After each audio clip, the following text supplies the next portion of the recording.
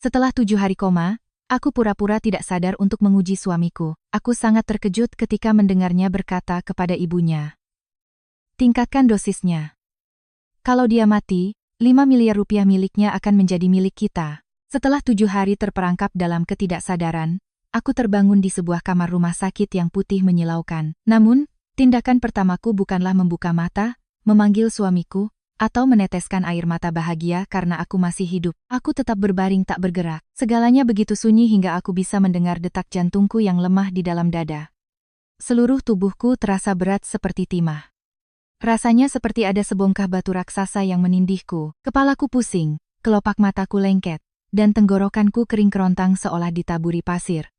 Aku ingin menggerakkan jariku, hanya untuk memeriksa apakah aku masih bisa merasakan sesuatu. Namun, sebuah firasat aneh menahanku. Firasat itu berbisik di kepalaku. "Larissa, jangan gegabah. Jangan biarkan siapapun tahu kau sudah sadar." Bunyi bip teratur dari monitor jantung menggema di telingaku. Suaranya kering dan dingin. Aroma disinfektan menusuk hidungku, membuatku mual. Cahaya terang dari lampu neon di langit-langit menembus kelopak mataku. Bahkan dengan mata terpejam, aku bisa merasakan sakit yang hebat karena pendarahan. Aku mencoba mengingat apa yang telah terjadi. Mengapa aku ada di sini? Mengapa tubuhku terasa hancur, seolah aku baru saja ditarik dari tepi jurang kematian? Perlahan, ingatan terakhirku muncul dengan jelas. Sore itu, aku baru saja pulang dari pabrik garmenku di kawasan industri Candi, Semarang. Lelah setelah seharian penuh mengawasi kontrol kualitas untuk kontrak ekspor terbaru kami, ibu mertuaku, Ibu Wati, yang jarang sekali menginjakan kaki di dapur, hari itu secara khusus membawakanku semangkuk kaldu ayam kampung yang masih mengepul. Ia meletakkannya di hadapanku dengan senyuman yang begitu manis sampai-sampai terlihat palsu. "Kamu terlalu banyak bekerja, nak. Makanlah biar tenagamu kembali. Perempuan, walaupun punya banyak uang, harus tetap menjaga diri. Kalau kamu sampai jatuh sakit, siapa nanti yang akan menikmati semua hasil jerih payahmu ini?" Saat itu, aku berpikir itu hanyalah nada sindiran khasnya yang dicampur dengan sedikit kepedulian. Hatiku bahkan sempat melunak. Aku berpikir mungkin setelah bertahun-tahun hubungan kami yang dingin, ia akhirnya menerimaku sebagai anak kandungnya sendiri. Namun, aku baru memakan setengah mangkuk ketika tiba-tiba muncul rasa pahit yang aneh di tenggorokanku. Rasa gurih kaldu itu berubah menjadi sesuatu yang tajam dengan jejak rasa logam. Kepalaku langsung terasa seperti dihantam palu godam. Telingaku berdenging keras dan pandanganku menggelap. Aku ingat bagaimana aku mencengkeram ujung meja makan, memanggil dengan suara parau, "Ibu." Lalu aku ambruk ke lantai ruang makan. Setelah itu, yang ada hanyalah kegelapan yang pekat dan lengket. "Dokter, kenapa istri saya belum juga sadar? Dia sudah koma selama 7 hari. Sebuah suara pria, serak dan penuh getaran emosi, menarikku kembali ke dunia nyata.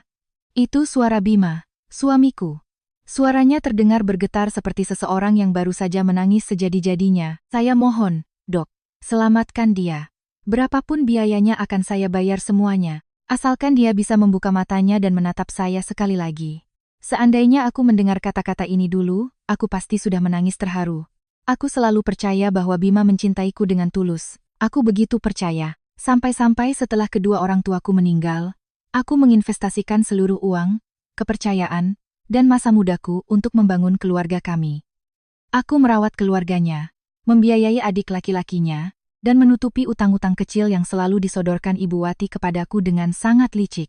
Aku selalu meyakinkan diriku bahwa seorang istri sudah sewajarnya merawat keluarga suaminya. Namun sekarang, berbaring di ranjang RS Medika Utama ini, aku tidak mengerti mengapa setiap kata manis yang keluar dari mulutnya justru mengirimkan hawa dingin yang merayap di punggungku. Sebuah tangan yang hangat menggenggam tanganku. Bima berdiri sangat dekat, jari-jarinya meremas telapak tanganku, seolah ia takut aku akan menghilang.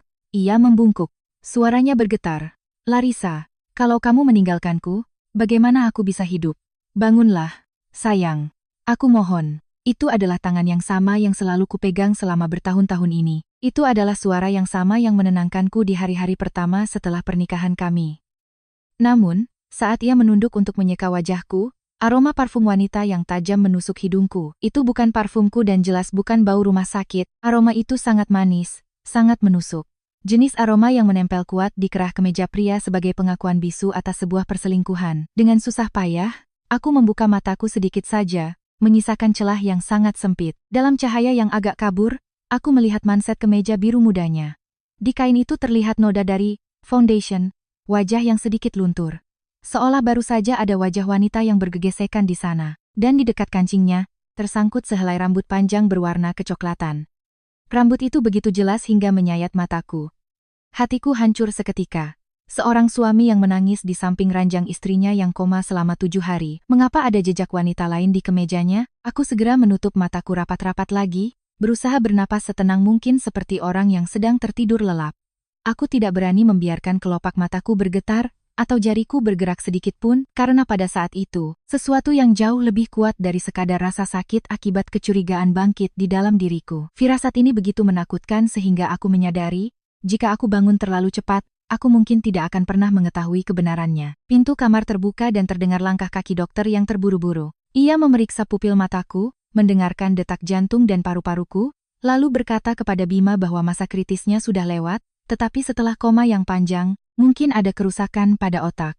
Aku masih butuh observasi lebih lanjut dan ia belum bisa memastikan apakah aku akan sadar sepenuhnya. Bima terdiam selama beberapa detik. Aku pikir ia akan bertanya apakah aku merasa kesakitan, apakah ada peluang untuk sembuh total atau bagaimana cara merawatku nanti. Namun, pertanyaan pertama yang meluncur dari bibirnya membuat darah di nadiku membeku. Kalau dia tidak sadar, apakah aset dan dokumen pabriknya memerlukan wali hukum untuk tanda tangan, Dok? Keheningan menyelimuti kamar itu sejenak, bahkan suara monitor jantung seolah mereda. Pertanyaan itu meluncur terlalu cepat, terlalu dingin, sama sekali tidak terdengar seperti kekhawatiran seorang suami yang baru saja hampir kehilangan istrinya. Aku berbaring tak bergerak, tetapi di dalam dadaku rasanya seperti ada pisau yang diputar perlahan. Ternyata yang ia khawatirkan bukan hanya apakah aku akan bangun atau tidak, tetapi siapa yang akan mendapatkan akses ke uangku, pabrik garmenku, dan saldo 5 miliar rupiah di rekening pribadiku. Jika aku tidak pernah sadar, aku tidak membuka mata, tidak mengeluarkan suara, tidak menangis, karena sejak detik itu, aku tahu dengan pasti, aku harus terus berpura-pura. Awalnya aku hanya ingin menguji suamiku, tetapi sekarang, aku berpura-pura belum sadar bukan lagi untuk menguji. Aku melakukannya untuk menyelamatkan nyawaku sendiri. Aku berbaring di ranjang, membiarkan pertanyaan dingin Bima terus bergema di kepalaku. Aset, dokumen pabrik, wali hukum. Ternyata hanya beberapa menit setelah dokter mengatakan peluangku untuk sadar masih belum pasti, hal pertama yang ia pikirkan bukanlah nyawa istrinya, melainkan kendali atas segala hal yang kumiliki. Aku memaksa diriku untuk tidak gemetar, tidak menunjukkan reaksi sekecil apapun. Karena pada saat itu aku sadar, satu kedutan salah pada kelopak mataku, satu gerakan kecil pada jariku, bisa mendorongku masuk ke dalam jurang kematianku sendiri. Sepanjang hari itu, Bima duduk di samping ranjangku.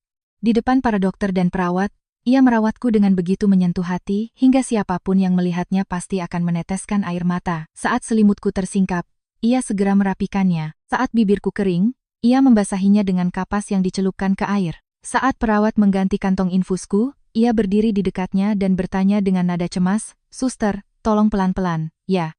Istri saya sangat takut sakit. Seandainya aku tidak berbaring di sini, berpura-pura tidur dan mendengar setiap kata-katanya, aku mungkin juga akan percaya bahwa aku memiliki suami terbaik di dunia. Bima bahkan menelepon kerabat dari kedua belah pihak keluarga, sengaja menyalakan speaker, agar suaranya yang pecah bisa terdengar ke seluruh ruangan. "Iya, Tante. Larissa masih belum sadar. Saya sudah 7 hari di sini, cuma menunggu dia buka mata." Lalu ia menarik napas panjang, terdiam beberapa detik, seolah menahan tangis. "Uang tidak penting, Tante, asalkan dia hidup. Saya rela jual rumah kami kalau perlu." Di ujung telepon, kerabatnya dengan penuh simpati menenangkannya. Seseorang bahkan berkata, betapa beruntungnya Larissa memiliki suami yang begitu penyayang. Mendengar itu, tenggorokanku tercekat bukan karena terharu, melainkan karena jijik. Manusia yang mampu memainkan sandiwara semacam ini, betapa hitam jiwanya. Berbaring dalam keheningan palsu ini, aku tiba-tiba teringat tahun-tahun pertama pernikahan kami. Saat itu, Bima bukanlah pria tampan yang necis. Bicaranya lembut, selalu mau mengalah, dan selalu ada di sampingku di saat-saat aku merasa paling lelah, terutama ketika kedua orang tuaku meninggal satu persatu. Dialah yang berdiri di sampingku di depan makam mereka, menggenggam tanganku erat dan berkata, "Sekarang aku adalah keluargamu. Kamu tidak sendirian lagi." Karena kata-kata itulah aku mempercayainya. Aku begitu percaya sampai-sampai ketika pabrik garmenku mulai menghasilkan keuntungan besar, aku membiarkannya ikut campur dalam banyak urusan. Meskipun aku tidak pernah menyerahkan dokumen keuangan kepadanya, aku menganggap bahwa suami dan istri harus saling percaya. Namun, aset peninggalan orang tuaku selalu kujaga ketat. Tanpa kuduga, kehati-hatianku itulah yang ternyata membuatnya merasa gelisah. Menjelang malam, pintu kamar kembali terbuka. Terdengar suara ketukan sepatu hak tinggi yang jelas, aroma minyak angin dan parfum yang kuat menyeruak masuk. Ibu Wati datang membawa bungkusan makanan besar. Melihatku terbaring tak bergerak, ia langsung menangis meraung-raung. Ya Allah, menantuku sayang, kenapa kamu bisa berbaring seperti ini? Hancur hati ibu melihatmu. Kalau sampai terjadi apa-apa denganmu, bagaimana ibu harus mempertanggungjawabkannya pada almarhum orang tuamu di akhirat nanti? Suaranya melengking, bergetar, dan penuh duka cita. Dua orang perawat yang berdiri tak jauh dari sana, memandangnya dengan penuh empati. Bima segera merangkulnya, mendudukkannya di kursi dan dengan mata memerah berkata, "Ibu, tenanglah. Dokter bilang masih ada harapan." Mereka memainkan adegan yang sempurna. Ibu mertua yang berduka karena menantunya, dan suami yang hancur hatinya. Kalau saja ada kamera di sini, para penonton pasti sudah ikut menangis. Tapi tidak denganku. Aku hanya berbaring merasakan gelombang hawa dingin merayap di punggungku. Sekitar 10 menit kemudian, para perawat keluar. Begitu pintu tertutup, isak tangis Ibu Wati berhenti seketika, seolah ada tombol yang dimatikan. Ia meletakkan bungkusan makanan ke atas meja, menjatuhkan tubuhnya ke kursi dengan kasar, dan suaranya berubah menjadi ketus dan tajam. "Sudah puas nangisnya, Bim? Kepala ibu sudah pusing memikirkan utang-utangmu." Darahku membeku. Ternyata air mata untuk menantunya hanyalah sandiwara. Bima segera merendahkan suaranya. "Ibu, pelan-pelan. Di rumah sakit ini ada CCTV. Perawat juga mondar-mandir di depan." Kalimat inilah yang menyadarkanku. Dia sama sekali tidak sedang putus asa. Dia sangat fokus. Dia sangat paham di mana dia berada, peran apa yang sedang dia mainkan, dan apa yang harus dia hindari. Seorang suami yang benar-benar hancur hatinya, tidak akan cukup berdarah dingin untuk mengingatkan ibunya tentang kamera CCTV saat istrinya sedang koma di depannya. Ibu Wati mencondongkan tubuhnya ke depan. Nada suaranya penuh ketidakpuasan. "Di mana buku tabungannya yang 5 miliar itu? Kamu bilang dia sudah tanda tangan surat kuasanya." Bima menggertakkan gigi. Belum sempat. Sehari sebelum dia jatuh pingsan, dia mengganti password brankasnya dan memindahkan semua dokumen penting ke pabrik. Aku tidak menyangka dia bertindak secepat itu. Mendengar itu, hatiku mencelos. Aku teringat seminggu sebelum kejadian ini, Dewi, kepala akuntanku, meneleponku. Dia bilang ada orang luar yang menanyakan prosedur pencairan dana dari rekening perusahaan dan bertanya siapa yang memiliki hak tanda tangan jika pemiliknya masuk rumah sakit. Firasat buruk itu membuatku segera mengganti semua kata sandi, mengambil stempel tambahan, dan memindahkan dokumen-dokumen itu ke brankas pribadiku di pabrik. Waktu itu aku pikir itu hanyalah tindakan pencegahan biasa dalam bisnis. Siapa sangka, secara tidak sengaja aku telah menghalangi jalan suamiku sendiri. Ibu Wati mendesis. "Terus sekarang bagaimana? Debt collector sudah di depan mata. Jangan lupa, setengah dari rumah kita juga sudah digadaikan." Bima terdiam beberapa detik, lalu dengan suara pelan namun sangat jelas ia berkata, "Kalau Larissa tidak pernah sadar lagi, aku akan mengajukan permohonan ke pengadilan agar dia dinyatakan tidak mampu secara hukum. Dengan begitu, sebagai suami sahnya, aku akan mendapat hak penuh untuk mengelola semuanya." Aku mendengar setiap kata-katanya, darah di nadiku terasa dingin. Pria yang berjanji akan menjadi pelindungku ini sedang merencanakan untuk mengubahku menjadi mayat hidup agar ia bisa merampas hartaku secara legal. Ibu Wati masih belum tenang. Bagaimana kalau dia sadar? Larissa itu tidak bodoh. Kalau dia buka mata, kita berdua akan tamat. Bima menghela napas pelan. Keheningan yang berat menggantung di udara. Lalu ia mengucapkan kata-kata yang membuatku merasa seolah telingaku salah dengar saking dinginnya kata-kata itu. "Kalau begitu, kita pastikan dia tidak akan pernah sadar." Aku memejamkan mataku lebih kuat. Di dalam diriku sudah tidak ada lagi rasa sakit. Yang tersisa hanyalah kekosongan sedingin es. Ternyata, koma selama 7 hari bukanlah hal yang paling mengerikan. Hal yang paling mengerikan adalah terbangun dan menyadari bahwa orang yang duduk di samping tempat tidurmu tidak sedang menunggu kebangkitanmu, melainkan kematianmu. Malam di rumah sakit ternyata jauh lebih dingin dari yang kubayangkan. Siang hari masih terdengar suara langkah kaki, obrolan perawat, atau decit roda brangkar di lorong.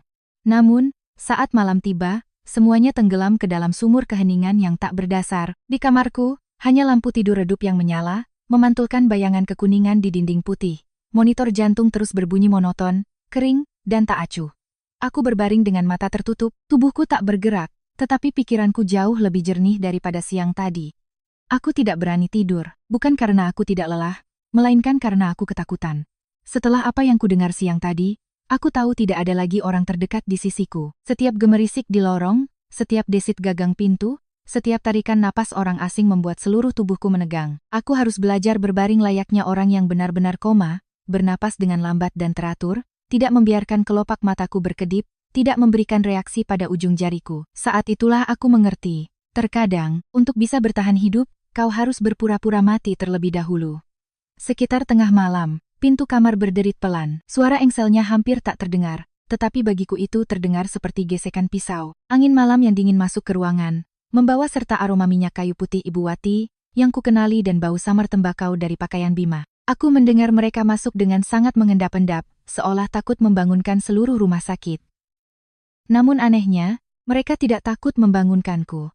Rupanya di mata mereka, aku bukan lagi manusia, melainkan sekadar benda mati di atas kasur.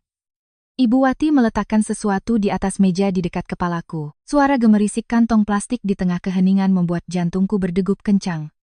Ia berbicara dengan suara berbisik, tetapi setiap kata sampai ke telingaku dengan jelas. Teman ibu bilang, obat ini bikin orang tidur sangat pulas dan jantungnya perlahan-lahan melemah. Dari luar, ini akan terlihat seperti komplikasi akibat komanya.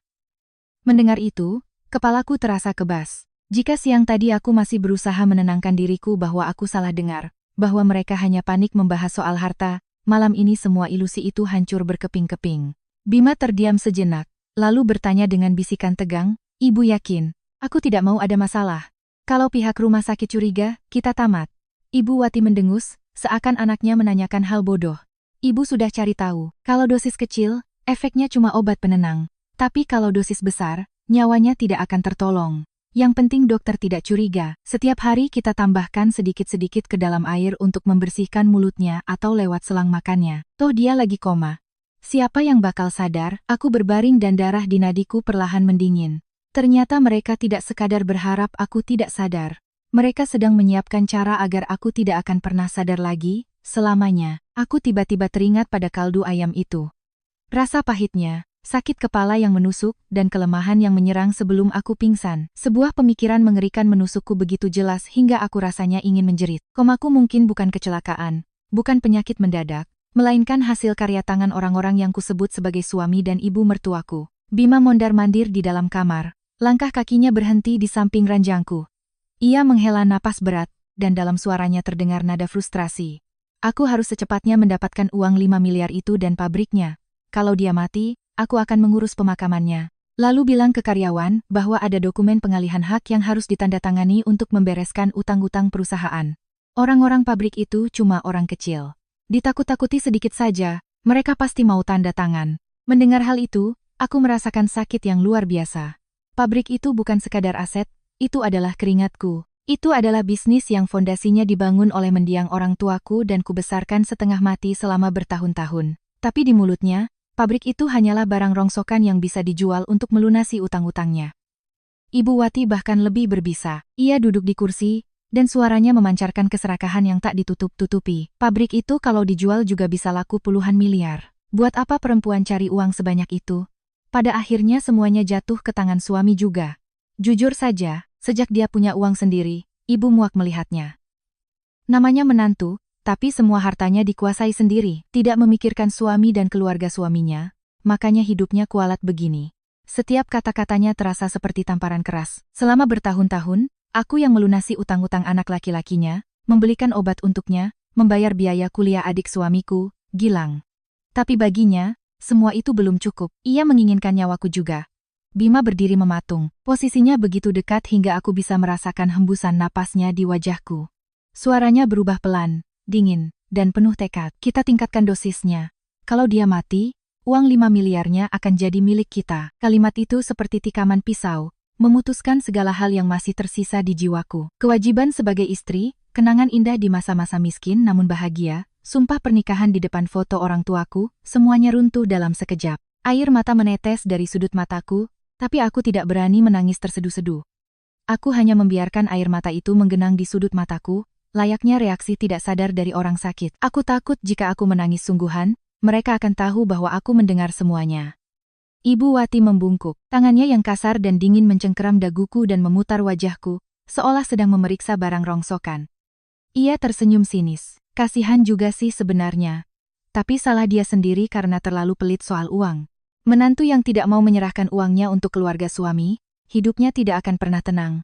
Bima menepis tangan ibunya. Sudah Bu, keluar sana. Kalau kita terlalu lama di sini terekam kamera CCTV, kita bisa kena masalah. Ibu Wati mengambil bungkusan obat itu, memasukkannya ke dalam tasnya, lalu keluar bersama putranya. Pintu tertutup dan ruangan itu kembali dikuasai oleh suara dingin dari monitor medis. Aku terbaring tak bergerak untuk waktu yang sangat lama, sampai aku benar-benar yakin tidak ada lagi suara langkah kaki mereka di lorong. Barulah setelah itu, mengumpulkan seluruh sisa tenagaku, aku mencoba menggerakkan jariku. Ujung jariku gemetar, bergerak perlahan di atas spray putih, hingga menyentuh tepi tombol panggil perawat. Jika aku menekannya, seseorang akan berlari ke sini. Namun, aku menghentikan gerakanku. Aku sadar, jika aku membunyikan alarm sekarang, mereka akan menyangkal segalanya. Obat itu sudah dibawa pergi. Tidak ada yang mendengar percakapan mereka. Dan aku hanyalah seorang pasien lemah yang baru siuman dari koma tanpa satupun bukti di tangan. Perlahan, aku menarik tanganku kembali. Di dalam kegelapan, aku menelan air mataku. Merapal janji pada diriku sendiri bahwa aku harus bertahan hidup. Bukan sekadar bertahan untuk selamat, melainkan untuk memastikan bahwa mereka akan membayar lunas setiap kata yang mereka ucapkan malam ini. Keesokan paginya, ketika cahaya matahari yang pucat baru saja menembus celah tirai, aku masih berbaring seolah tidak mendengar apapun semalam. Badanku terasa ngilu, kepalaku berdenyut tumpul. Namun, yang paling menyiksa bukanlah penyakitku, melainkan keharusan untuk bersandiwara di depan orang-orang yang menantikan kematianku. Bima tertidur di kursi di samping ranjang. Salah satu tangannya masih bertumpu di ujung selimutku, seolah sedang menuntaskan perannya sebagai suami yang setia. Siapapun yang masuk ke ruangan ini pasti akan bersimpati padanya. Sekitar pukul 8 pagi, pintu terbuka dan langkah kaki yang mantap serta teratur memasuki kamar. Aku mendengar suara seorang dokter yang tenang dan berat. "Bapak, tolong keluar sebentar. Saya akan memeriksa refleks pasien." Itu Dr. Haryo, kepala Departemen Neurologi. Kemarin ia juga datang. Tapi aku tidak terlalu memperhatikannya. Suaranya tidak terburu-buru, juga tidak dingin, hanya nada tenang dari seseorang yang terbiasa berdiri di perbatasan antara hidup dan mati. Bima langsung terbangun. Suaranya masih serak khas orang bangun tidur, tapi ia tetap berusaha menunjukkan ekspresi cemas. "Dokter, apa ada perkembangan?" "Dokter," Haryo tidak langsung menjawab. Ia menarik tirai di sekeliling ranjang, menyorotkan senter kecil ke mataku, lalu berkata dengan nada datar, "Saya harus memeriksa dulu. Bapak berdiri saja di sana dan jangan menyentuh pasien." Itu adalah kalimat medis yang wajar. Namun entah mengapa, aku merasa ada ketegasan yang tersembunyi dalam suaranya. Cahaya senter menembus kelopak mataku, terasa menyilaukan. Aku berusaha agar tidak menunjukkan reaksi yang terlalu kentara, tetapi sepertinya Dr. Haryo menyadari sesuatu. Ia mencondongkan tubuhnya lebih dekat dan dengan sangat hati-hati mengangkat sebelah kelopak mataku. Dalam sepersekian detik itu, aku mendengarnya menghela napas pelan. Kemudian, dengan suara keras agar didengar oleh Bima, ia berkata, reaksi pupilnya masih ada, tetapi belum cukup untuk menyimpulkan bahwa otaknya sudah sadar. Lalu ia menunduk tepat ke dekat telingaku, dan berbisik sangat pelan, hingga suaranya nyaris menyatu dengan bunyi monitor jantung. "Larissa, kalau kamu mendengarku, berkedip 2 kali." Jantungku serasa berhenti berdetak. Ia memanggil namaku, bukan pasien, bukan istri Anda, melainkan Larissa. Panggilan itu tiba-tiba membangkitkan sekeping ingatanku. Ayahku memiliki seorang sahabat dekat yang berprofesi sebagai dokter bernama Haryo. Ketika aku masih kecil, setiap kali ia berkunjung ke rumah, ayah selalu bercanda menyebutnya, dokter paling galak sekompleks. Setelah ayah meninggal, aku hanya bertemu dengannya beberapa kali saat pemakaman. Setelah itu, kesibukan hidup membuat kami putus kontak. Aku tidak pernah membayangkan, dialah yang kini berdiri di samping ranjangku. Mengumpulkan segenap kekuatan, aku berkedip 2 kali dengan sangat pelan. 1, 2. Wajah Dr. Haryo tetap datar, seolah tidak terjadi apa-apa, namun, tangannya yang menempel di pergelanganku tiba-tiba meremas dengan sangat cepat. Sebuah sinyal yang nyaris tak kasat mata. Aku paham. Ia berbalik, membuka tirai, dan dengan nada profesional berbicara pada Bima. Sejauh ini belum ada tanda-tanda otaknya akan sadar penuh. Pihak keluarga harus terus melakukan observasi. Dan saya ingatkan sekali lagi, jangan pernah memberikan obat dari luar kepada pasien tanpa izin dokter. Pasien yang baru melewati koma panjang sangat sensitif. Kesalahan sedikit saja pada dosis bisa berakibat fatal. Bima memaksakan sebuah senyuman.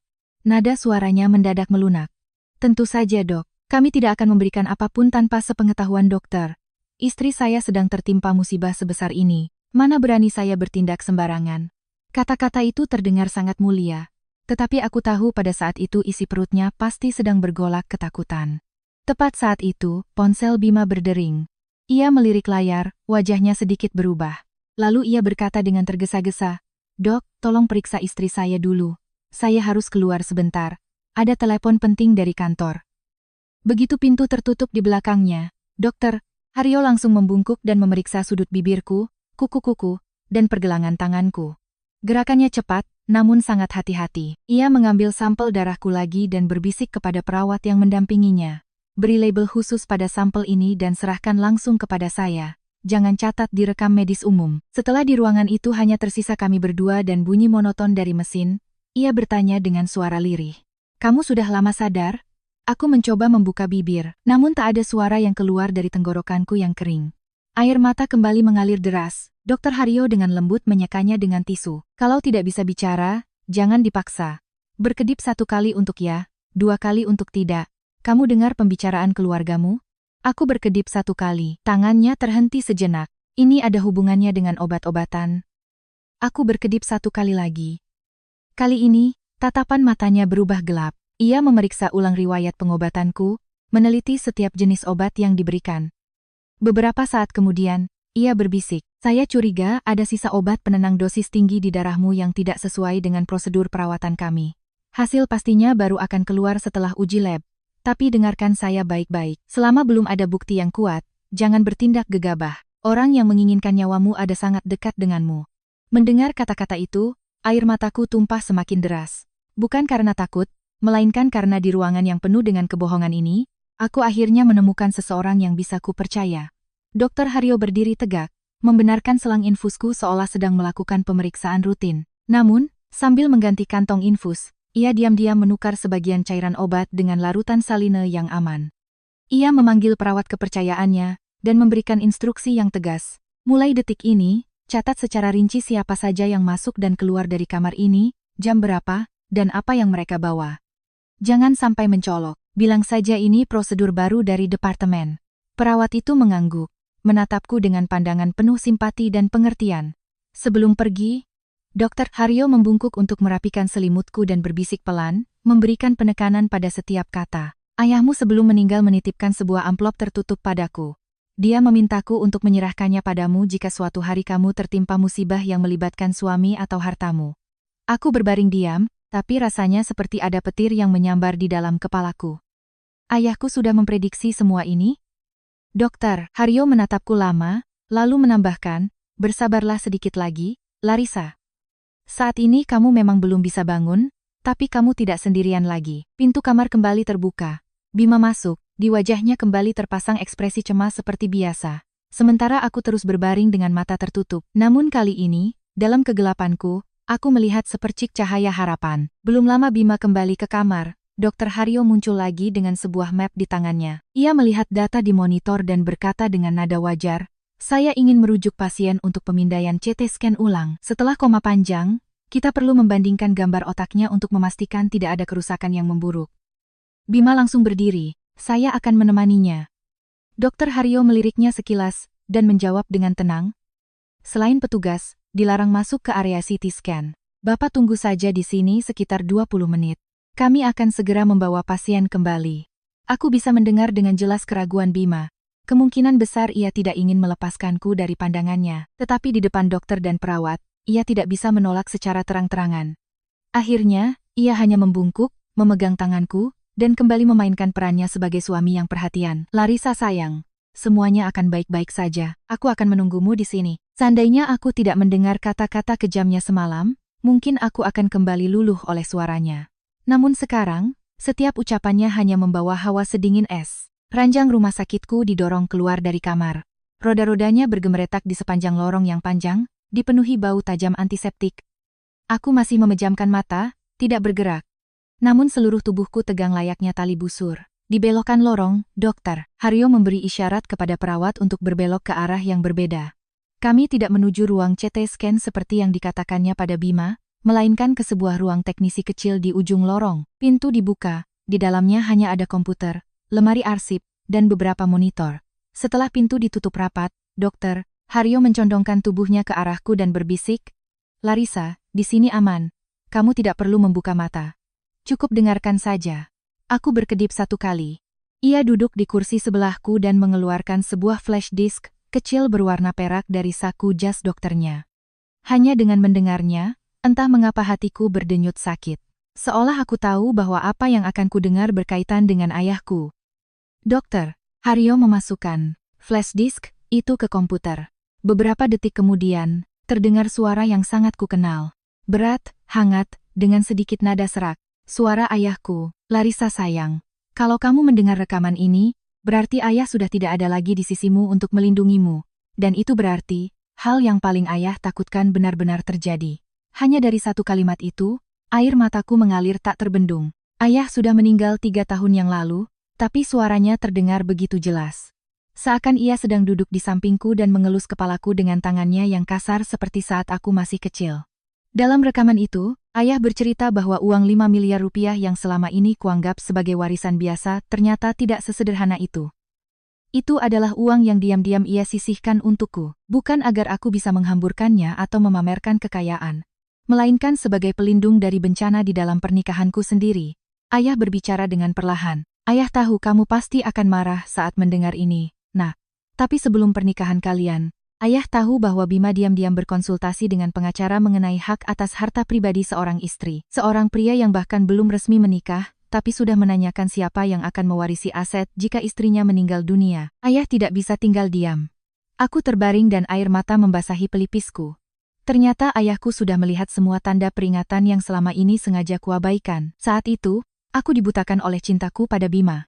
Tidak peduli apa yang dikatakan orang, aku selalu membelanya. Ayah pernah menasihatiku agar lebih berhati-hati, bertanya, apakah aku yakin pria ini mencintaiku dan bukan karena apa yang kumiliki? Aku bahkan sempat marah pada ayah, menganggapnya terlalu curiga dan keras terhadap calon menantunya. Kini, setiap perkataan ayah menusuk hatiku layaknya jarum. Suara di rekaman itu berlanjut. Ayah tidak memaksamu membatalkan pertunangan karena ayah paham keras kepalanya kamu. Semakin dilarang, semakin kamu akan melawan dan terluka. Jadi, ayah hanya bisa menyiapkan jalan keluar untukmu. Uang 5 miliar itu diblokir di sebuah rekening khusus. Dana itu hanya bisa dicairkan melalui konfirmasi langsung darimu menggunakan data biometrik dan kode khusus. Tidak ada siapapun, bahkan suamimu, yang bisa menyentuhnya. Aku tertegun. Bima dan Ibu Wati berencana membunuhku demi uang yang mereka pikir akan jatuh ke tangan mereka setelah kematianku. Padahal sejak awal, mereka tidak punya kesempatan sedikit pun untuk menyentuh uang itu. Kemudian, ayah mengatakan sesuatu yang membuat napasku tertahan. Jika kematianmu terjadi secara tidak wajar, seluruh uang itu akan secara otomatis disumbangkan ke yayasan panti asuhan atas nama ayah dan ibumu. Ayah lebih baik memberikannya kepada orang asing, daripada membiarkannya jatuh ke tangan orang yang menganggap nyawa putri ayah sebagai barang dagangan.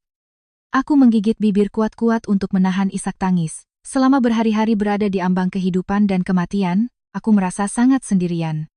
Tapi ternyata, bahkan setelah tiada, ayah masih meninggalkan perisai terakhir untuk melindungiku.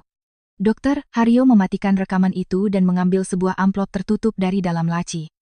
Ia meletakkannya di dekat tanganku. Selain rekaman ini, ayahmu juga meninggalkan wasiat tambahan. Di dalamnya disebutkan dengan jelas, bahwa jika kamu mengalami musibah yang terindikasi sebagai tindakan kriminal, perwakilan hukum sementara untuk hartamu bukanlah suamimu, melainkan pengacara independen yang ditunjuk oleh ayahmu, Pak Surya.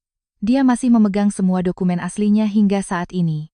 Aku berkedip, merasakan kombinasi rasa sakit dan terkejut. Ayahku bukan hanya mencurigai Bima, ia telah menyusun setiap langkah untuk menghentikannya. Dokter Haryo menatapku dengan sorot mata tegas namun hangat. Sekarang kamu paham kenapa mereka sangat terburu-buru? Mereka pikir kematianmu akan memberi mereka uang. Tapi semakin putus asa mereka bertindak, semakin dalam mereka menjerumuskan diri ke dalam perangkap. Tugasmu sekarang bukanlah langsung melompat dari ranjang dan melawan mereka. Tugasmu adalah tetap hidup, diam, dan biarkan keserakahan mereka terbongkar sepenuhnya. Aku perlahan menutup mata. Rasa takut itu masih ada, tetapi tidak lagi menelanku mentah-mentah seperti semalam.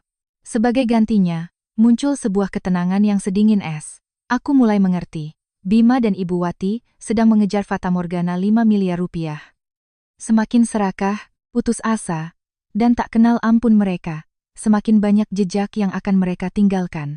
Aku tidak lagi hanya ingin lolos dari cengkeraman mereka. Aku ingin mereka sendiri yang melangkah masuk ke dalam perangkap yang telah disiapkan ayahku bertahun-tahun yang lalu. Perangkap yang selama ini aku, karena dibutakan oleh cinta, tidak pernah menyadarinya.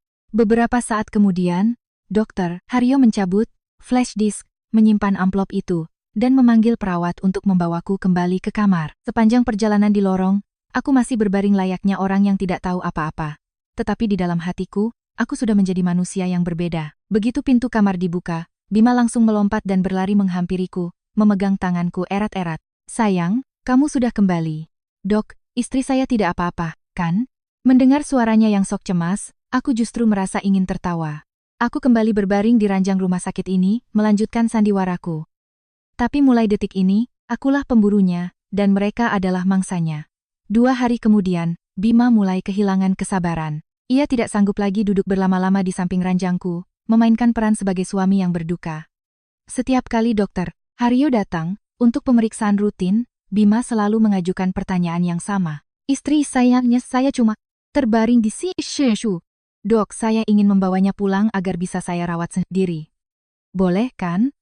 Suaranya terdengar Chun Tiridwangar sangat khawatir, tapi aku tahu persis, ia tidak sedang mencari perawatan terbaik untukku.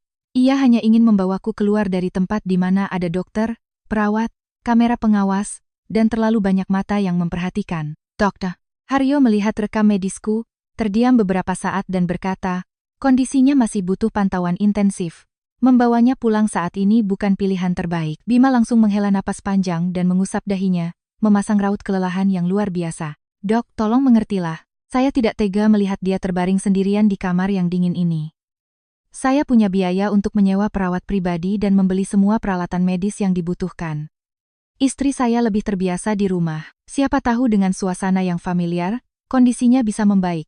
Kalau aku tidak pernah mendengar rencana keji mereka, aku pasti percaya bahwa kata-kata itu diucapkan atas dasar cinta. Tapi sekarang, setiap kalimatnya hanya membuat perutku mual. Dr. Haryo menoleh ke arahku. Tatapannya melirik wajahku sekilas, seolah mengingatkanku untuk tetap tenang. Akhirnya dengan suara pelan, ia berkata, kalau pihak keluarga memaksa, rumah sakit akan menyiapkan dokumen untuk rawat jalan. Tapi saya ingatkan sekali lagi, jangan beri dia obat sembarangan, di rumah ya di rumah, tapi perawatannya harus benar. Bima mengangguk cepat. Tentu dok, saya mengerti. Saya sangat mencintai istri saya. Mana mungkin saya melakukan hal yang ceroboh? Kata-kata itu membuatku ingin tertawa terbahak-bahak. Bagaimana mungkin seorang manusia yang baru saja berdiskusi dengan ibunya tentang cara meningkatkan dosis racun agar istrinya mati, bisa dengan begitu mudahnya mengucapkan kata cinta? Dia jauh lebih mengerikan dari musuh manapun yang berani menyerang secara terang-terangan. Hari itu juga, aku dipulangkan. Sebelum meninggalkan kamar, Dr. Haryo dengan dalih merapikan selang infusku, diam-diam menyelipkan sesuatu yang kecil, dingin, dan pipih ke telapak tanganku. Aku tidak bisa melihatnya, tapi aku merasakan bentuk sebuah voice recorder mini. Ia membungkuk dan berkata dengan suara cukup keras agar Bima mendengarnya, istirahat yang banyak di rumah, tetap tenang. Lalu ia berbisik tepat di telingaku, kalau terjadi sesuatu, biarkan alat ini merekam semuanya. Ambulans swasta membawaku ke villa milik kami di kawasan Bandungan. Tempat ini dulunya adalah sarang cinta kami. Tempat aku mencurahkan begitu banyak waktu dan tenaga. Bunga bougainville di gerbang depan yang kutanam sendiri. Tirai di ruang tamu yang butuh 2 minggu untuk kupilih. Dapur tempat aku begadang memasak kaldu untuk Bima saat dia sakit. Namun hari ini, ketika berangkarku didorong melewati gerbang itu, aku merasa seperti sedang dimasukkan ke dalam sangkar tertutup, tempat di mana tak ada seorang pun yang akan mendengar teriakanku. Ibu Wati sudah menunggu di pintu depan. Wajahnya berseri-seri, sangat kontras dengan wajah sembabnya di rumah sakit. Ia berkata kepada sopir ambulans, tolong hati-hati ya mas, menantu saya masih sangat lemah. Tapi begitu pintu kamarku ditutup, suaranya langsung berubah sedingin es. Akhirnya dibawa pulang juga. Kalau tambah 2 hari lagi di rumah sakit, semua rencana kita bisa ketahuan. Bima mengingatkan dengan suara pelan, Ibu, kecilkan suaramu. Ibu Wati mendengus sinis. Kita di rumah sendiri, apa yang harus ditakutkan? Kamar tidur utamaku telah diubah menyerupai ruang perawatan. Sebuah ranjang medis berdiri di tengah ruangan. Di sampingnya ada tensimeter, tabung oksigen, beberapa botol infus, dan sebuah lemari obat kecil yang masih baru. Sepintas, semua ini terlihat sangat lengkap dan penuh perhatian. Namun bagiku, setiap benda di ruangan ini adalah instrumen penjaraku. Jendelanya dikunci rapat, kabel telepon rumah dicabut, dan gorden ditarik menutup rapat. Aku berbaring kaku, mendengarkan setiap suara, dan hatiku terasa membeku. Sore harinya, Bima membawa seorang wanita berusia sekitar 30 cohan, yang mengenakan pakaian serba putih mirip seragam perawat. Namanya Mita, wajahnya bulat dan suaranya pelan. Sekilas ia tampak sangat ramah, tapi tatapan matanya mengatakan sebaliknya. Matanya tajam, waspada, dan sangat dingin. Ia memandangku bukan sebagai pasien, melainkan sebagai sebuah beban berbahaya yang harus dijaga ketat. Bima memperkenalkannya, ini Mita, perawat pribadi yang aku sewa untuk merawatmu. Mulai sekarang dia akan siaga di sini 24 jam.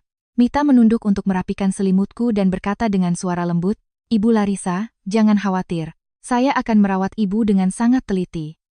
Namun, saat tangannya menyentuh pergelanganku, ia mencengkeramnya sedikit lebih kuat dari yang seharusnya. Aku langsung tahu, dia datang bukan untuk merawat, dia datang untuk mengawasi. Malam pertama di rumah, Mita membawakan secangkir cairan putih keruh.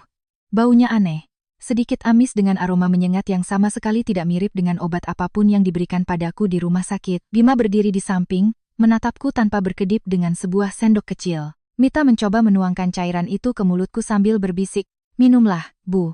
Habis minum ini, ibu akan tidur sangat nyenyak. Lalu ia mendekatkan bibirnya ke telingaku dan berbisik tajam, kalau ibu berani bangun sekarang, ibu sendiri yang akan celaka. Kepalaku terasa kebas, tetapi aku tidak bergerak sedikit pun. Saat sendok itu menyentuh bibirku, aku membiarkan cairan itu masuk, tetapi tidak menelannya. Aku menahannya dengan lidahku yang menempel di langit-langit mulut dan menunggu sampai Mita menoleh untuk mengambil tisu. Dalam sepersekian detik itu, aku memiringkan kepalaku sedikit dan memuntahkan sebagian besar cairan tersebut ke dalam selembar kain kasa yang telah kusembunyikan di bawah pipiku. Bau cairan itu meresap ke kain, membuatku ingin muntah. Tapi aku tahu, aku baru saja menyelamatkan nyawaku sendiri. Mita mengelap mulutku sambil memperhatikan dengan saksama. Mungkin ia mencurigai sesuatu, namun melihatku tetap berbaring kaku, ia hanya tersenyum sinis dan berdiri. Bima bertanya pelan, aman? Mita menjawab singkat, kalau dosisnya pas, malam ini dia bakal tidur seperti mayat. Mereka berdua keluar kamar, tapi sengaja tidak menutup pintu rapat-rapat. Aku mendengar Bima berjalan ke lorong dan menelepon seseorang. Suaranya pelan, terburu-buru, dan sangat tegang. Ya, dia sudah di rumah. Bisa kita mulai? Kali ini kita harus menyelesaikannya sampai tuntas. Kata-kata itu terdengar seperti vonis mati. Di rumah sakit, setidaknya aku masih punya Dokter Haryo, perawat lain, dan kamera pengawas. Tapi di rumah ini, setiap dinding, setiap pintu, bahkan setiap gelas air minum bisa menjadi ranjau. Aku tidak bisa lagi sekadar berbaring dan mencuri dengar. Jika aku menunggu sampai mereka membuat kesalahan sendiri, aku bisa mati sebelum punya cukup bukti. Malam itu, ketika ruangan sudah gelap gulita, aku menggenggam voice recorder kecil di tanganku. Rasa takut belum hilang, tetapi di balik ketakutan itu, tumbuh sebuah tekad yang baru. Mulai detik ini, aku bukan lagi sekadar orang yang berpura-pura koma untuk bertahan hidup, aku harus menjadi orang yang merekam setiap kata, setiap tindakan, dan setiap jejak mereka. Karena untuk memancing ular berbisa keluar dari sarangnya, kau tidak bisa hanya berdiam diri menunggu sampai digigit. Engkau harus membuat mereka sendiri yang merayap masuk ke dalam perangkap mereka. Pada hari kedua di rumah, aku mulai mengerti mengapa Bima sangat mendesak untuk membawaku keluar dari rumah sakit. Di sini, segala sesuatunya ada di bawah kendalinya. Pintu kamarku selalu terbuka sedikit, bukan untuk sirkulasi udara, melainkan untuk memudahkan pengawasan. Mita nyaris tidak pernah beranjak dari sisiku. Ia duduk di kursi dekat jendela, memegang ponselnya dan sesekali mengangkat wajah untuk melemparkan tatapan mengukur ke arahku. Setiap kali ia menyeka wajahku atau mengganti spray, ia sengaja memperhatikan kelopak mata dan ujung jariku lekat-lekat, seolah sedang menunggu kesalahan terkecil dariku untuk segera dilaporkan pada Bima. Aku terus bersandiwara. Tubuhku semakin sakit karena terlalu lama berbaring, tapi aku tak berani banyak bergerak. Alat perekam kecil dari Dokter Haryo kusembunyikan di ujung bantal. Posisi yang pas untuk menangkap setiap percakapan di dalam kamar. Setiap kali ada orang yang masuk, aku diam-diam mengepalkan tanganku, mengingatkan diriku sendiri untuk tetap tenang. Aku sadar, di dalam rumah ini, kecerobohan sekecil apapun akan dibayar dengan nyawaku. Siang itu, Ibu Wati pergi ke dapur untuk memasak bubur. Bima keluar ke halaman untuk menelepon, dan tiba-tiba ponsel Mita berdering. Ia mengedarkan pandangan ke seluruh ruangan, dan setelah melihatku masih berbaring tak bergerak, ia melangkah keluar ke lorong untuk mengangkat telepon. Ia berbicara pelan, tapi aku masih bisa menangkap sepotong dua potong kalimatnya. Ya, aku sedang mengawasi. Belum ada tanda-tanda dia sadar, tapi rasanya perempuan ini tidak segampang itu. Setelah mengucapkan itu, Mita berjalan lebih jauh hingga suara langkahnya menghilang. Untuk pertama kalinya hari itu, kamarku terasa sunyi. Aku sedang berusaha mengatur napasku ketika dari arah ruang tamu terdengar suara seorang wanita yang asing.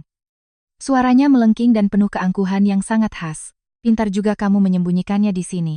Kalau dilihat dari luar, kamu benar-benar kelihatan seperti suami yang berduka cita. Jantungku berdetak lebih kencang. Aku membuka mataku sedikit, membentuk celah kecil yang cukup untuk mengintip keluar melalui pintu yang sedikit terbuka. Di sana, seorang wanita berjalan masuk mengenakan gaun sutra berwarna krem. Rambutnya ditata rapi dan menenteng tas bermerek mahal di tangannya. Gaya berjalannya sangat percaya diri, seolah dialah nyonya rumah ini. Meskipun hanya melihat profil samping wajahnya, aku langsung mengenalinya. Dia Siska, wanita yang setengah tahun lalu datang ke pabrik garmenku menawarkan proposal kerjasama. Waktu itu, ia ingin aku menandatangani kontrak suplai kain murah untuk jaringan toko pakaian terbarunya. Di atas kertas, margin keuntungannya tampak sangat menggiurkan. Namun, setelah melakukan pengecekan latar belakang, aku menemukan bahwa perusahaannya memiliki riwayat gagal bayar dan sering menggunakan berbagai badan hukum yang berbeda untuk kabur dari tanggung jawab utang. Aku menolak tawarannya mentah-mentah. Sebelum pergi dari kantorku hari itu, Siska tersenyum sinis dan berkata, "Larissa, kamu terlalu berhati-hati, dan orang yang terlalu berhati-hati jarang bisa benar-benar kaya raya." Aku tidak pernah menyangka wanita ini akan muncul di rumahku. Dan di saat aku sedang terbaring di ambang kematian, Bima masuk dari halaman. Nada suaranya saat berbicara pada Siska sama sekali berbeda dengan saat ia berbicara padaku atau kerabatnya. Tidak ada kelembutan atau nada penderitaan. Yang ada hanyalah ketidaksabaran dan ketergantungan. "Kenapa kamu datang ke sini jam segini?" Mita ada di lantai atas. Siska tertawa pelan, "Aku datang untuk melihat sejauh mana perkembangan. Beberapa hari ini pesan darimu isinya cuma itu-itu saja. Dia belum mati. Kamu pikir aku punya waktu untuk menunggumu selesai main drama?" Bima terdiam beberapa detik, lalu menjawab dengan nada kesal. "Terus kalau aku tidak main drama, bagaimana caranya aku mengambil alih semua hartanya? Kamu pikir ini gampang? Di rumah sakit ada dokter yang terus mengawasi. Di rumah juga harus super hati-hati. Dia itu licik." Mendengar ini, badanku terasa beku. Ternyata yang menekan Bima bukan hanya ibunya. Di belakang mereka, Siskalah yang mengendalikan seluruh permainan kotor ini.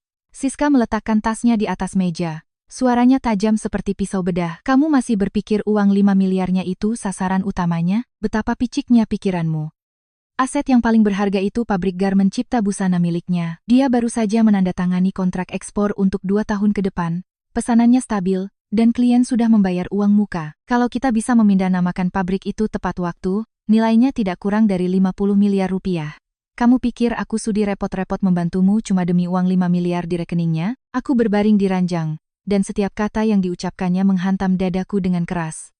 Ternyata target utama mereka bukan hanya tabungan mendiang orang tuaku. Mereka ingin merampas pabrikku, bisnis yang kubangun dengan darah dan air mata selama separuh hidupku. Para karyawan yang sudah bersamaku sejak kami masih menyewa ruko kecil, kontrak-kontrak yang kudapatkan dengan begadang bermalam-malam, di mata mereka semua itu tak lebih dari barang dagangan yang harus segera dipindah tangankan. Bima menurunkan nada suaranya, terdengar cemas. "Tapi dokumen kepemilikan pabrik atas nama Larissa, stempel perusahaannya juga sudah dia pindahkan. Kalau dia sampai bangun, kita bakal kena masalah besar." Siska membalas seketika, "Makanya jangan biarkan dia bangun. Begitu dia bisa buka mulut, habislah kita. Kamu harus ingat satu hal, hanya orang hidup yang bisa berdebat. Bagi orang mati, cuma dokumen yang bisa bicara." Keheningan yang berat menggantung. Aku bisa mendengar dengan jelas suara Bima menelan ludah. Ia bertanya dengan suara lebih pelan lagi, "Kalau sampai ada yang salah, bagaimana? Polisi, penyelidikan, atau kalau dokternya curiga? Apa kamu mau pasang badan buat aku?" Siska tertawa lepas dengan nada yang melengking dingin. "Bima, orang-orang itu cuma percaya pada dokumen. Di rekam medisnya akan tertulis, 7 hari, kondisi tubuh melemah, mati mendadak. Apa yang aneh dari itu? Soal surat kuasa, surat pernyataan utang, dan akta pengalihan hak kepemilikan, serahkan semuanya padaku. Tugasmu cuma satu, akting jadi suami yang berduka sampai tuntas." Mendengar itu, aku akhirnya paham. Konspirasi ini sudah jauh melampaui sekadar keserakahan keluarga suamiku. Rencana ini disusun dengan perhitungan ala pebisnis yang paham hukum, yang tahu persis bagaimana cara mengubah kematianku menjadi proses legal pengalihan aset. Bima memang kejam. Ibu Wati memang serakah. Tapi yang paling mengerikan adalah Siska. Dia tidak gemetar, tidak takut, dan tidak pernah menganggap nyawa manusia itu berharga. Baginya, Aku hanyalah sebuah rintangan kecil yang harus disingkirkan demi menguasai bisnis yang sedang untung besar. Suara langkah kaki Mita terdengar dari lorong. Percakapan di lantai bawah langsung terhenti. Aku buru-buru menutup mataku rapat-rapat dan mengatur napas. Namun, di dalam jiwaku, badai sudah berkecamuk. Aku tidak hanya sedang menghadapi suamiku dan ibu mertuaku. Di belakang mereka, ada tangan lain yang lebih bersih, lebih dingin, dan jauh lebih mematikan. Mulai detik ini aku sadar, bukti soal rencana menambah dosis racun tidaklah cukup. Aku harus merobek topeng Siska sebelum ia berhasil mengubahku menjadi sekadar nama di atas tumpukan dokumen palsu. Mendengar pembicaraan Bima dan Siska, aku menyadari waktuku tinggal sedikit. Kata-kata wanita itu terus bergema di benakku. Hanya orang hidup yang bisa berdebat. Bagi orang mati, cuma dokumen yang bisa bicara. Kalimat itu begitu dingin sehingga aku tersadar. Jika aku terus berbaring menanti pertolongan datang, aku benar-benar akan berujung menjadi sebaris nama di surat keterangan kematian. Sejak detik itu, aku memaksa diriku melakukan hal yang tak pernah kubayangkan sebelumnya. Melakukan serangan balik dari dalam kondisiku yang setengah hidup dan setengah mati ini. Ketika Mita kembali ke kamarku, aku masih berbaring mematung. Ia mendekat, membungkuk, dan mengamati wajahku lama sekali. Mungkin instingnya menangkap ada yang berubah di atmosfer ruangan ini, atau mungkin pekerjaannya yang kotor mengharuskannya selalu waspada.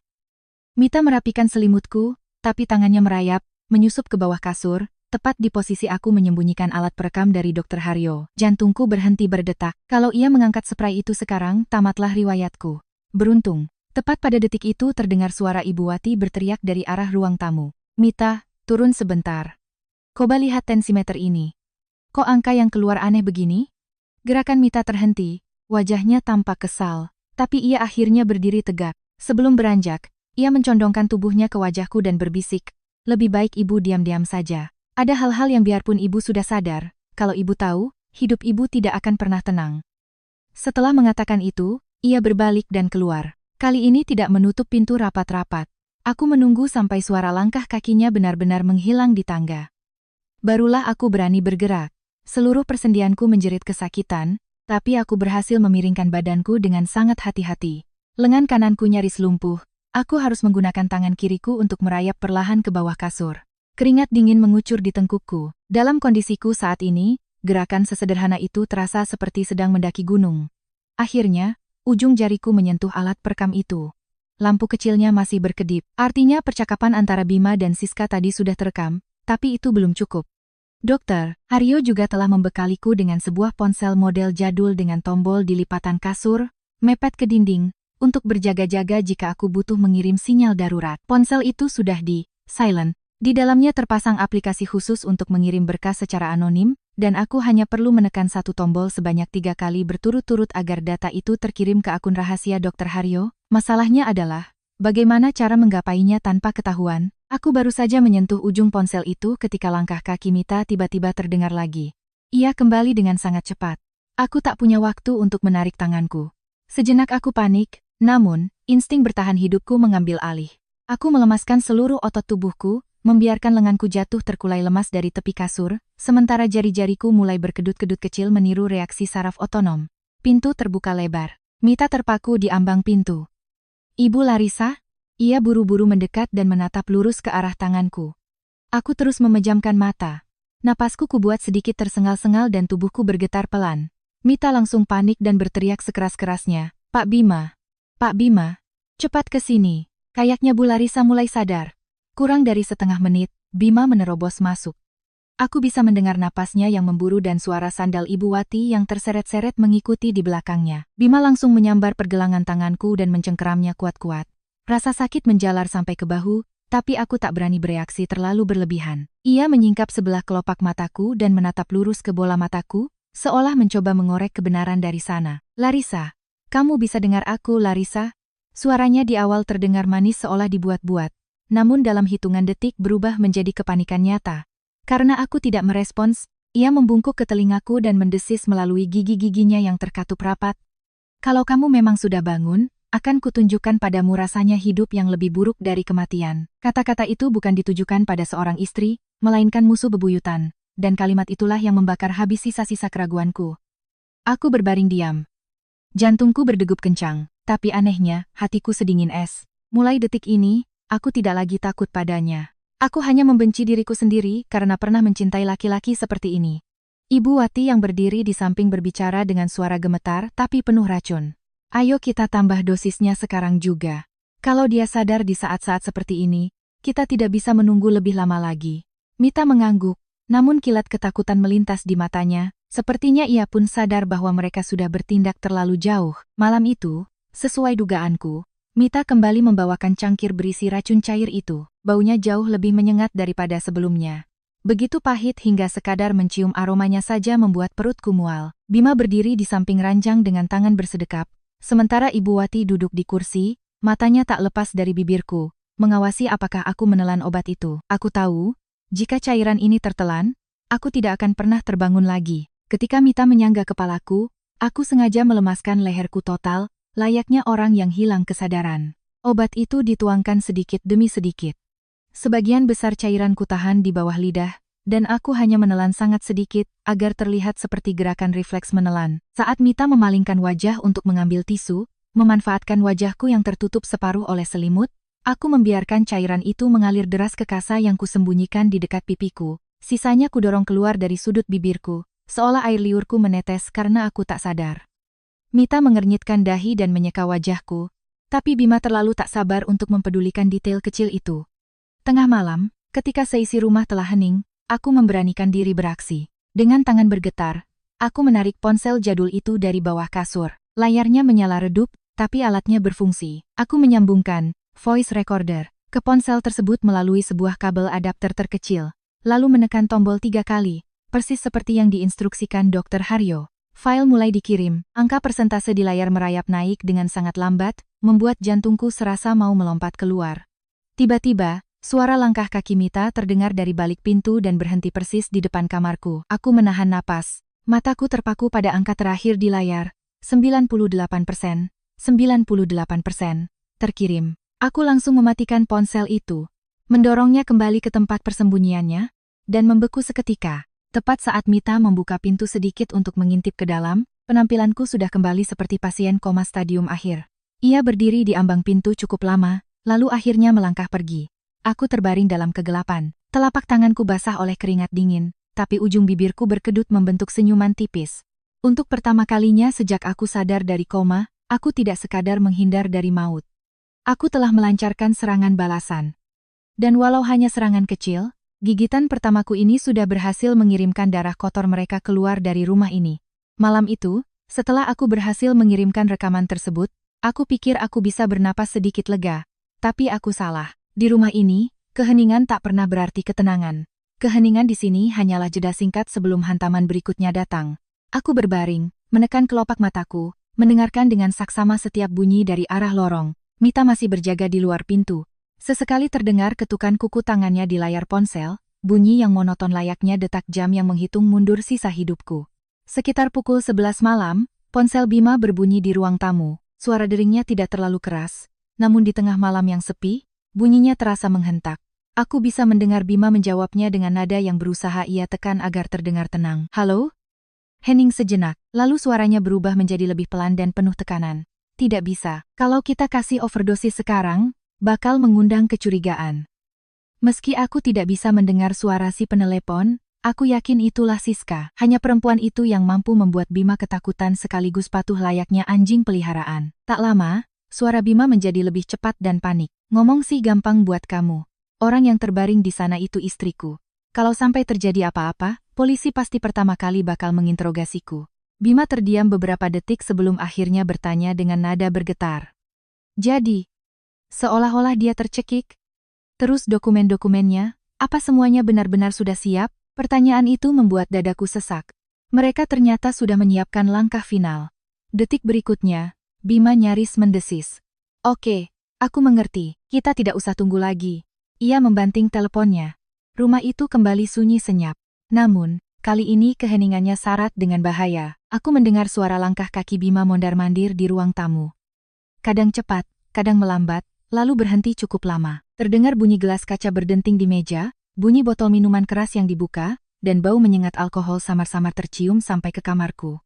Ia mabuk, asal aku bisa melewati malam ini, gumam Bima sendirian. Suaranya serak, campur aduk antara efek alkohol dan ketakutan.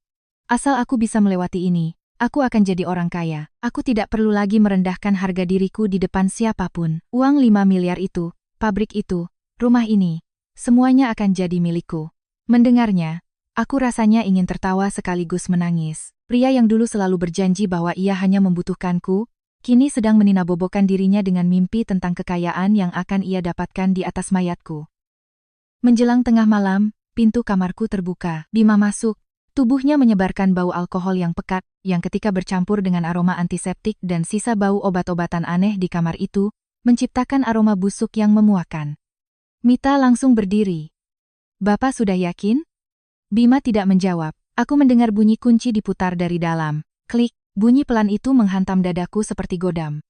Mita berdiri menyandar ke pintu sambil menyilangkan lengannya. Di matanya sudah tidak ada lagi sisa-sisa kepedulian palsu. Yang ada hanyalah sikap dingin seorang bayaran yang mulutnya telah disumpal uang. Bima berjalan ke sisi ranjangku. Aku tidak membuka mata. Tetapi aku bisa merasakan bayangannya menutupi wajahku. Ia meletakkan sesuatu di atas nampan besi, terdengar bunyi denting kaca yang halus. Lalu suara plastik bungkus alat suntik yang dirobek. Aku tahu pasti apa itu. Seluruh tubuhku serasa membeku menjadi bongkahan es. Namun otakku bekerja dengan sangat jernih. Aku terus mengingatkan diriku, jangan panik, jangan buka matamu, jangan bangun terlalu cepat. Kalau aku salah langkah sekarang, dia bisa saja menindihku dengan paksa, dan langsung menyuntikkan jarum itu. Namun jika aku terus diam tak bereaksi, jarum itu akan menembus pembuluh darahku, dan nyawaku akan melayang, tak tersisa. Bima menunduk, wajahnya sangat dekat. Napasnya yang bau alkohol menyapu kulit wajahku, ia membelai rambutku dengan tangannya, sebuah sentuhan lembut yang kini terasa amat menjijikkan. "Larissa," panggilnya dengan suara serak. Ada campuran rasa kasihan dan kebencian dalam nada bicaranya. "Kalau memang ada kehidupan selanjutnya, jangan jadi perempuan bodoh yang gampang percaya padaku lagi." Kata-kata itu membuatku menggigil dari dalam. Sampai detik terakhir hidupku pun, ia tidak pernah merasa dirinya bersalah. Di matanya, semua ini adalah salahku, karena aku terlalu mempercayainya, karena aku pelit soal uang, dan karena aku tidak mati lebih cepat. Aku mendengar bisikan Mita. "Cepat, Pak. Kalau Bapak menunda-nunda lagi, saya tidak mau tanggung akibatnya." Bima meraih tangan kiriku. Jari-jarinya terasa dingin dan gemetar. Untuk pertama kalinya, aku menyadari bahwa ia sebenarnya juga ketakutan. Ia bukan takut akan kematianku, melainkan takut pada konsekuensinya. Ia menggulung lengan baju pasienku dan mengoleskan sesuatu yang dingin, kapas alkohol, di lipatan sikuku. Aku nyaris tak sanggup menahan diri untuk tidak bergidik. Ujung jarum itu sudah sangat dekat. Dalam momen krusial itu, wajah orang tuaku melintas di benakku, lalu pabrikku, Dr. Haryo, dan rekaman suara yang berhasil kukirimkan. Tidak, aku tidak boleh mati di sini. Aku tidak akan membiarkan mereka mengubahku menjadi mayat kaku lalu menangis terseduh-seduh di depan petiku.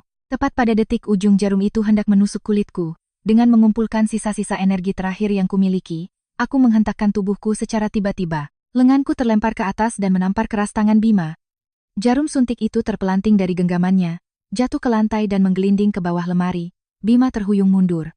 Mita seketika pucat pasi. Ia berlari menghampiriku sambil menatap panik ke arah jarum suntik di bawah lemari, lalu menatapku secara bergantian. "Bapak ngapain aja? Bagaimana kalau dia ternyata sudah bangun beneran?" Suara Mita untuk pertama kalinya terdengar sangat ketakutan. Bima mematung, wajahnya seputih kapas. Pengaruh alkohol di kepalanya menguap seketika. Aku terus menggerakkan tubuhku seolah-olah sedang kejang, mengeluarkan erangan-erangan pendek yang tertahan, persis seperti pasien koma yang sedang kumat tanpa sadar. Gerakan itu tidak terlalu jelas sampai mereka mengira aku sudah sadar penuh, tetapi cukup untuk membuat nyali mereka menciut.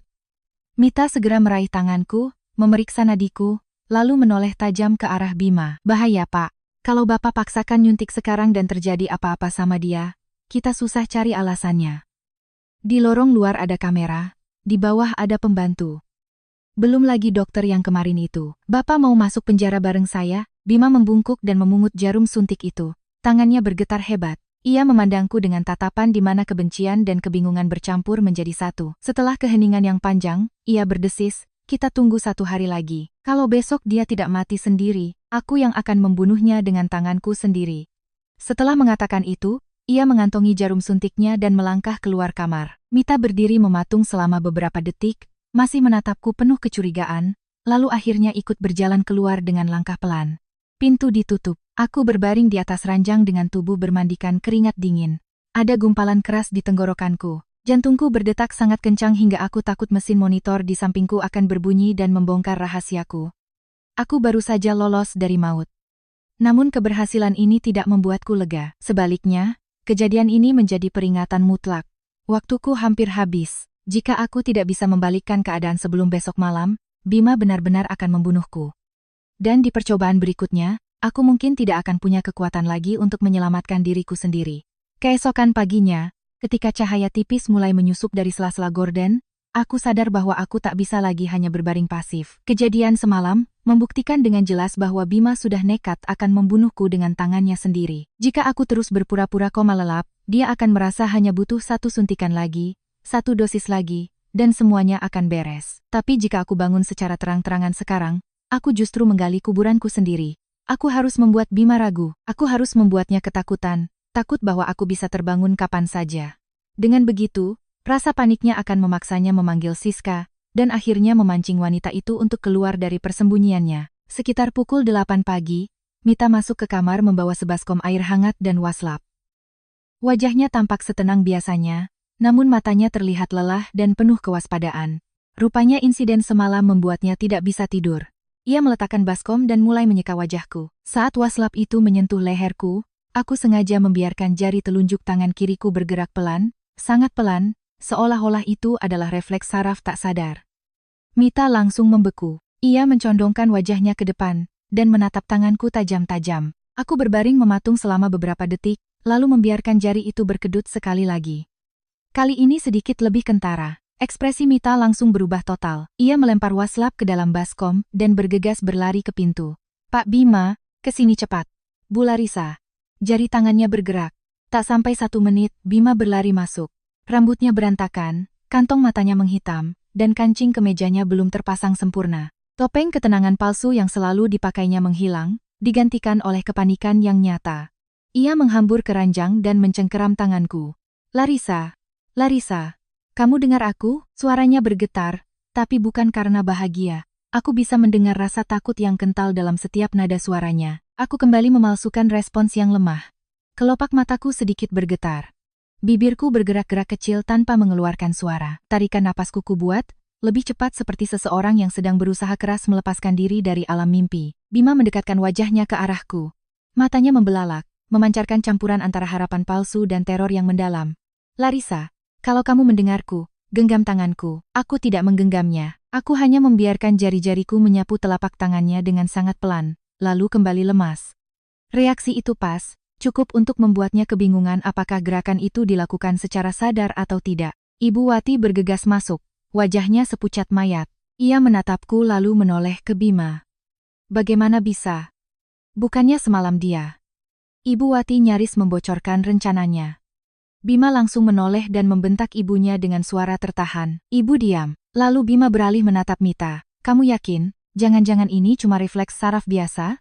Mita menjawab lirih. Saya tidak bisa memastikan 100%. Tapi kalau dia mulai sadar, posisinya bakal jadi sangat berbahaya buat kita. Keheningan yang mencekam memenuhi ruangan. Aku bisa merasakan rasa takut merayap di antara mereka. Bagiku, itu hanyalah gerakan kecil dari sebuah jari. Tetapi bagi mereka, itu adalah lonceng peringatan bahwa vonis hukuman untuk mereka akan segera dijatuhkan. Bima mulai mondar-mandir di kamar, mengacak-acak rambutnya sambil terus bergumam. Enggak bisa dibiarkan bangun sekarang. Dokumen belum siap, aset belum pindah nama. Enggak bisa. Akhirnya ia menyambar ponselnya, dan melangkah keluar ke balkon untuk menelepon Siska. Pintu balkon hanya tertutup setengah, sehingga aku masih bisa mendengar patahan-patahan percakapannya. Kesini sekarang juga. Dia mulai menunjukkan reaksi. Aku enggak main-main. Kalau sampai dia buka mata dan ngomong satu kata saja, kita semua tamat. Suara Bima semakin lama semakin pecah. Entah apa yang diucapkan Siska di seberang sana. Bima hanya mencengkeram ponselnya kuat-kuat dan membalas singkat.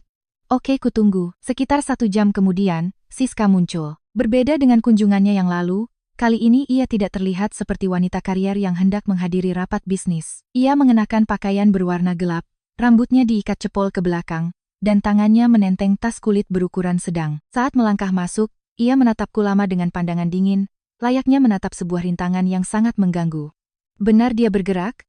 Mita mengangguk membenarkan. Bima bicara dengan nada terburu-buru, lihat sendiri. Menurutku, Dia sudah mau bangun. Semalam dia bahkan sempat kejang pas aku mau. Tatapan mata Siska yang tajam layaknya silet langsung memotong kalimat Bima. Kamu berani ngomongin itu di depan orang luar? Kamu mau masuk penjara sendirian? Bima langsung terbungkam. Ibu Wati yang berdiri di dekat sana juga tak berani buka mulut. Dalam beberapa detik itu, aku melihat dengan sangat jelas, Siska adalah dalang sesungguhnya. Bima memang kejam, tapi ia pengecut. Ibu Wati memang serakah, tapi ia impulsif. Berbeda dengan Siska yang berhati dingin, penuh perhitungan, dan cukup tak berperasaan untuk menyusun seluruh rencana kotor ini dengan rapi. Wanita itu melangkah mendekati ranjangku dan mengangkat kelopak mataku dengan jarinya. Aku berusaha menahan bola mataku, agar tidak bergerak terlalu banyak, tetapi tetap memberikan respons kecil seperti pasien yang setengah sadar. Siska mengamatinya selama beberapa detik sebelum akhirnya menyeringai sinis. Ya, memang ada tanda-tanda pemulihan. Kalau kita biarkan 1 hari lagi dan dia bisa ngomong, kalian semua bakal masuk penjara.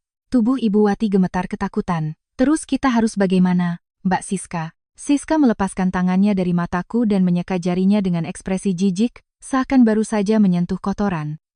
Serahkan semuanya padaku. Perempuan seperti dia tidak boleh diberi kesempatan buat buka mulut. Mendengar kata-kata itu, darahku serasa membeku. Namun di saat yang sama, inilah tepatnya yang aku inginkan. Siska akhirnya memutuskan untuk turun tangan langsung. Mulai detik ini, dia tak lagi bisa bersembunyi di balik punggung Bima. Tinggal 1 langkah lagi agar ia meninggalkan jejak yang tak terbantahkan. Begitu mereka bertiga melangkah keluar kamar untuk berunding, aku mengumpulkan sisa-sisa tenagaku dan meraih ponsel jadul di bawah kasur. Layarnya kembali menyala redup. Aku mengetik sebuah pesan singkat yang sudah kusiapkan sebelumnya untuk Dr. Haryo dengan tambahan beberapa kata, mereka akan beraksi hari ini. Jari-jariku bergetar hebat sampai-sampai aku nyaris salah pencet.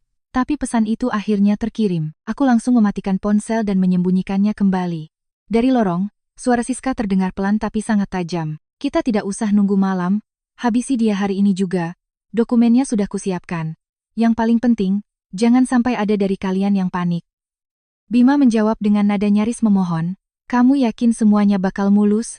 Siska tertawa sinis. Tugasmu cuma menangis yang meyakinkan. Jadilah suami yang patah hati. Sisanya itu urusanku. Aku menyimak setiap kata yang mereka ucapkan. Bima sudah hilang kendali.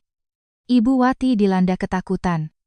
Mita bimbang, dan Siska, pemain yang paling berbahaya di antara mereka, akhirnya menempatkan dirinya di atas papan catur. Aku sudah punya bukti, tetapi belum cukup kuat untuk menghancurkan mereka semua sekaligus. Jika aku bertindak gegabah sekarang, aku bisa saja dibunuh sebelum bala bantuan tiba. Oleh karena itu, aku kembali memejamkan mataku. Kali ini bukan lagi sekadar untuk berpura-pura, melainkan untuk menunggu momen yang paling tepat, agar mereka semua membayar lunas kejahatan ini di saat yang bersamaan. Siang itu, keadaan di rumah terasa sangat sepi, tapi kesepian ini sama sekali tidak membawa kedamaian. Ini adalah jenis keheningan sesaat sebelum badai besar menerjang. Aku berbaring di atas ranjang dengan mata terpejam, berusaha menjaga ritme napasku. Pesan singkat telah kukirim ke Dr. Haryo, tapi aku tidak tahu apakah ia sudah membacanya atau berapa lama waktu yang ia butuhkan untuk datang dari rumah sakit. Di dalam kamar yang terkunci ini, setiap menit yang berlalu terasa seperti jerat tali yang makin mengetat di leherku. Sekitar pukul 3 sore, sebuah mobil berhenti di pekarangan rumah. Itu bukan mobil Bima. Suara mesinnya terdengar lebih halus dan pintu mobil ditutup dengan anggun. Tak lama kemudian terdengar suara sepatu hak tinggi mengetuk lantai batu. Temponya lambat, mantap, dan tanpa keraguan sedikit pun. Aku mendengar suara Ibu Wati yang penuh kepatuhan menyapanya. Mbak Siska akhirnya datang juga. Syukurlah, ibu dari tadi sudah ketakutan setengah mati. Siska tak langsung menjawab. Ia hanya menyahut singkat. Di mana mereka? Pintu kamarku didorong terbuka, dan bau parfum mahal yang tajam serta dingin langsung memenuhi ruangan. Siska masuk. Penampilannya masih sesempurna sebelumnya, seolah ia datang kemari untuk menandatangani kontrak bisnis besar. Mengenakan gaun selutut berwarna hitam dengan kalung rantai tipis melingkar di lehernya, tangannya menenteng sebuah tas kulit kecil. Tak akan ada yang menyangka bahwa di dalam tas elegan itu tersimpan benda yang akan menentukan sisa umurku. Mita yang sejak tadi duduk di dekat pintu seketika berdiri. Siska menatapnya tajam dan mengusirnya keluar. Mita terlihat ragu, tapi Pak Bima menyuruh saya, standby, di sini untuk menjaga Bu Larissa. Siska menyeringai sinis. Aku bilang keluar. Atau kamu mau namamu ikut terseret masuk ke BAP polisi kalau terjadi apa-apa di ruangan ini? Mendengar ancaman itu, wajah Mita pucat pasi. Ia memandang Bima dengan tatapan memohon, tapi pria itu membuang muka. Akhirnya Mita berjalan keluar dalam diam dan menutup pintu rapat-rapat. Kini di dalam kamar itu hanya tersisa aku, Bima, Ibu Wati, dan Siska. Udara terasa begitu pekat dan berat. Siska meletakkan tasnya di atas meja dan perlahan membuka resletingnya. Suara resleting yang pelan itu membuat hatiku berdesir. Ia mendekat ke ranjang, menunduk, dan sekali lagi menyingkap kelopak mataku. Aku berusaha sekuat tenaga menahan pupil mataku agar tidak bergerak, namun tetap mempertahankan sedikit reaksi lemah khas pasien yang setengah sadar. Siska meraba denyut nadiku, mengecek embusan napasku, lalu melepaskan pergelangan tanganku dengan kasar, layaknya membuang barang rongsokan. Proses pemulihannya memang nyata, biarkan 1 hari lagi dan semuanya hancur, ujarnya datar. Bima menelan ludah. Aku bahkan bisa mendengar dengan jelas suara jakunnya bergerak. Tapi kalau dia mati di rumah, bagaimana kita menjelaskannya pada polisi nanti? Suaranya bergetar. Siska membalikkan badan dan menatapnya dengan penuh rasa jijik. Seorang pasien yang baru sadar dari koma selama 7 hari, dengan kondisi fisik yang sangat lemah, lalu mengalami serangan jantung mendadak. Memangnya bagian mana dari cerita itu yang aneh? Yang terpenting, semua dokumen harus sudah ditandatangani sebelum napasnya benar-benar berhenti. Mendengar instruksi itu, Ibu Wati buru-buru mengeluarkan sebuah map tebal dari dalam tasnya dan menyodorkannya ke depan. Ini, Mbak Siska, semuanya sudah Ibu siapkan seperti yang kamu suruh. Surat kuasa, surat pernyataan utang, dan persetujuan pengalihan aset pabrik. Tanda tangannya Larissa juga sudah ada. Mendengar kata, tanda tangan, napasku tertahan. Siska membolak-balik lembaran kertas itu dan tersenyum licik. Hasil scan, dari kontrak lama? Ibu Wati mengangguk penuh semangat. Iya. Kan dari surat perjanjian sewa tempat tahun lalu. Ibu suruh Bima ambil contohnya dan dibikin persis seperti itu. Aku terbaring kaku, namun di kepalaku seakan ada petir yang menggelegar. Mereka bukan hanya menginginkan nyawaku. Mereka ingin memastikan bahwa sebelum aku mati, di atas kertas aku secara sukarela telah menyerahkan semuanya kepada mereka. Uang, pabrik, kontrak klien, hingga nama baik, semuanya akan disulap seolah-olah aku sedang melunasi utang yang sah. Siska mencabut selembar kertas dan menyodorkannya ke Bima. Kamu tanda tangani bagian ini sebagai suami sekaligus walinya. Nanti setelah dia mati, kamu umumkan ke publik kalau pabrik itu terjerat utang besar dan harus segera dijual. Pembelinya tentu saja perusahaanku. Bima menerima kertas itu dengan tangan yang sedikit gemetar. Terus bagaimana dengan para karyawannya? Terutama Dewi, kepala akuntannya Larissa. Dewi itu pintar, enggak gampang dibohongi. Siska terkekeh sinis. Dewi sudah tidak penting. Aku sudah mengontak Maya, mantan akuntannya Larissa. Dia masih menyimpan beberapa dokumen keuangan yang lama. Kita cuma perlu mengubah sedikit angka-angkanya untuk membuktikan kalau Larissa punya utang padaku. Orang mati nggak bisa membela diri, Bima. Setiap kata-katanya penuh dengan perhitungan yang dingin. Mendengarnya, aku merasakan perpaduan antara kemarahan yang membakar dan kengerian yang mendalam. Maya, akuntan yang dulu kupecat karena ketahuan menggelapkan gaji karyawan, kini telah menjadi bidak mereka. Bima terdiam cukup lama, lalu bertanya dengan suara ragu dan gemetar. Siska, kamu janjikan, setelah semua ini selesai, aku bakal dapat bagianku. Ruangan itu seketika hening. Siska memindai tubuh Bima dari ujung kepala hingga ujung kaki. Tatapannya menyiratkan rasa iba yang sangat merendahkan. Kamu pikir cuma karena kamu itu suaminya, kamu lantas jadi orang yang berkuasa. Tanpa aku, kamu ini cuma anak mami yang terlilit utang di mana-mana. Wajah Bima langsung merah padam karena malu. Ibu Wati juga tampak serba salah, tapi tak satu pun dari mereka berani membantah. Siska sama sekali tidak peduli pada harga diri mereka. Ia menutup map itu dan meletakkannya di atas nakas di sebelah ranjangku. Malam ini semuanya harus selesai. Kalian berdua tanda tangani dokumen-dokumen itu, baru setelah itu kita urus perempuannya. Jangan sampai urutannya terbalik. Ibu Wati bertanya dengan nada takut. Kamu yakin nanti tidak ada masalah di belakang, Mbak Siska? Siska menjawab dengan ketus. Masalah terbesar kita sekarang adalah karena perempuan ini masih hidup. Sementara mereka sibuk berbicara, tangan kiriku perlahan merayap menyusup ke bawah kasur. Ponsel jadul itu masih ada di sana. Aku sudah menyalakan mode rekamnya dari awal, tapi baterainya hampir habis. Aku tak berani bergerak lagi, hanya menahan jari telunjukku di ujung ponsel. Berpegangan pada benda itu layaknya pada seutas tali penyelamat terakhir. Siska membuka tasnya dan mengeluarkan sebuah alat suntik yang masih tersegel dalam bungkus plastik beserta botol kaca kecil berisi obat. Cahaya sore yang mengintip dari celah gorden memantul pada ujung jarum yang tajam, menciptakan kilatan cahaya dingin yang mematikan. Bima refleks mundur setengah langkah. Ibu Wati menutupi mulutnya dengan kedua tangan karena ngeri. Sedangkan Siska berdiri setenang seseorang yang sedang bersiap memotong pita peresmian gedung. Ia meletakkan jarum suntik itu di atas nampan besi, tanda tangani berkasnya. Malam ini dia harus lewat. Mendengar kata-kata itu, udara di dalam kamar seolah terkuras habis. Ibu Wati membawa map tersebut mendekati ranjangku. Bima berdiri di sampingnya dengan wajah pucat pasi, namun masih berusaha mengendalikan ketakutannya. Siska mengeluarkan kotak kecil berisi bantalan stempel dari dalam tasnya. Kalau dia tidak bisa tanda tangan, pakai saja cap jempolnya. Cap jempol dari orang koma tetap sah secara hukum. Ibu Wati dengan cepat menyambar pergelangan tanganku, tangan yang sama yang selama ini memasak untuknya, mentransfer uang untuk membeli obat-obatannya, dan memberikannya kado-kado mahal di hari raya. Kini, ia memegang tanganku layaknya sebuah benda mati. Ia bersiap menekankan jempolku ke atas dokumen palsu, yang akan merampas semua milikku. Aku terbaring dengan otot yang tegang sampai batas maksimal. Ponsel di bawah kasur masih merekam. Jika tidak terjadi apa-apa sekarang, mereka akan memaksaku membubuhkan cap jempol. Dan setelah itu, jarum suntik itu akan menamatkan riwayatku. Tepat pada momen jempolku hampir menyentuh bantalan tinta, sebuah suara benturan pintu yang dibuka dengan kasar terdengar dari lantai bawah. Seseorang dengan suara lantang dan penuh emosi berteriak, "Mas Bima, Ibu, kalian di mana?" Mereka bertiga tersentak. Ibu Wati, saking paniknya, langsung melepaskan tanganku. Bima refleks memutar tubuhnya menghadap pintu. Siska mengerutkan dahinya dengan tajam. Dalam hitungan detik, Gilang, adik iparku, berdiri di ambang pintu kamar. Gilang selama ini selalu dianggap sebagai pecundang di keluarga suamiku. Usianya 29 tahun, belum punya pekerjaan tetap, dan selalu saja terseret proyek-proyek bisnis yang tidak jelas. Ia sering meminjam uang padaku dengan dalih ingin menata hidup baru. Aku sering memarahinya, tetapi saat kondisinya benar-benar terpuruk, aku selalu diam-diam membantunya. Mungkin karena hal itulah, ia menjadi satu-satunya orang di keluarga ini yang memandangku bukan semata-mata sebagai mesin pencetak uang. Ibu Wati segera menghalangi jalannya. "Siapa yang suruh kamu masuk ke kamar mbakmu?" Gilang tidak menjawab.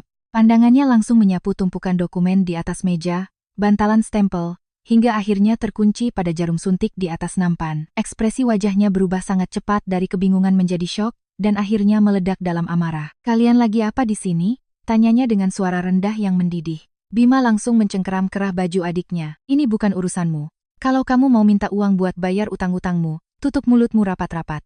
Tapi kali ini Gilang tidak gentar. Ia menepis kasar tangan kakaknya dan menatapnya tajam-tajam. "Mas, pikir aku ini orang bodoh yang enggak ngerti kalau kalian lagi mau bunuh Mbak Larissa?" Kamar itu mendadak hening bak kuburan. Gilang tertawa pahit. "Aku dengar semuanya beberapa hari yang lalu. Waktu ibu dan mas ngobrol di dapur soal mau nambahin dosis racun biar bisa dapat 5 miliar. Aku bahkan sengaja mengambil sedikit bubuk obat yang ibu sembunyikan dan membawanya ke temanku yang apoteker. Dia bilang, itu obat penenang dosis tinggi, yang kalau overdosis bisa bikin napas berhenti." Bima meradang dan langsung menerjang adiknya. "Kamu mau mati?" "Hah, aku memang sering pinjam uang ke Mbak Larissa," teriak Gilang, sama sekali tidak menghindar dari serangan kakaknya. Dia memang sering marah-marah, tapi dia selalu ngasih pinjaman. Dia enggak pernah sekalipun memandang rendah padaku. "Tapi mas ini suaminya, tapi kelakuan mas lebih busuk daripada orang asing." Ucapan Gilang membuat darah Bima mendidih. Ia melayangkan tinjunya ke wajah Gilang. Gilang terpental dan menabrak sisi ranjang, tapi ia tidak terjatuh. Baku hantam pun tak terelakkan. Dalam kekacauan itu, Gilang sengaja menendang keras kaki meja kecil di sudut ruangan. Meja itu berguncang hebat, nampan berisi jarum suntik tergelincir jatuh ke lantai. Tapi yang lebih penting dari itu, taplak yang menutupi meja tersebut ikut tersingkap dan memperlihatkan sebuah titik lampu merah berkedip yang sangat kecil. Apa itu? Siska adalah orang pertama yang menyadarinya. Semua mata langsung tertuju ke sudut itu. Itu adalah sebuah kamera CCTV mini. Kamera itu sengaja dipasang secara rahasia oleh anak buah Dr. Haryo di hari pertama aku dibawa pulang ke rumah. Bima hendak berlari menerjang ke arah meja itu, tapi Gilang segera menahannya dari belakang. "Sudah telat mas. Dari sejak aku masuk tadi, semuanya sudah terekam." Bima menatap adiknya dengan tatapan penuh kebencian. "Kamu mengkhianati keluargamu sendiri? Bukan aku yang berkhianat, mas," sahut Gilang sambil terengah-engah. "Tapi mas yang mengkhianati orang yang menganggap rumah ini sebagai keluarganya."